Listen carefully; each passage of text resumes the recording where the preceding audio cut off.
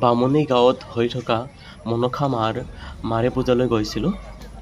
পূজালৈ গ'লে নাইবা কোনোবা মন্দিৰলৈ গ'লে একো নোখোৱাকৈ যাব পাৰিলে মোৰ ভাল লাগে। গতিকে লঘোণে থাকি মা মনসাৰ ওচৰত গৈ পূজা সেৱা কৰিলোঁ। আপোনালোকৰো এনেকুৱা কিবা মনোভাৱ মানে লঘোণে যোৱাৰ অভ্যাস আছে নেকি বাৰু? আৰু এইয়া চোৱা সুন্দৰকৈ বনোৱা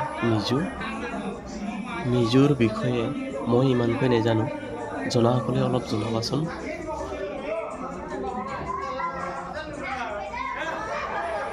এইফালে দেখিবলৈ পোৱা শিৱ বাবা আৰু পাৰ্বতী মাৰ ওচৰতো সেৱা প্ৰাৰ্থনা জনালোঁ। এইফালে পূজা সমিতিয়ে ভক্তসকলৰ কাৰণে মানে পূজালৈ যোৱা ৰাইজৰ কাৰণে খিচাৰি খোৱাৰ ব্যৱস্থা কৰিছে। আমি তাত গৈ খিচাৰি খালোঁ। আৰু এইফালে দেখিছোঁ কিছুমান ভক্তই মা মনসালৈ বুলি পাৰ চৰাই আগবঢ়াইছে। আৰু এইফালে পকা মিঠাইকে ধৰি বিভিন্ন বস্তুৰ দোকান পোহাৰবোৰ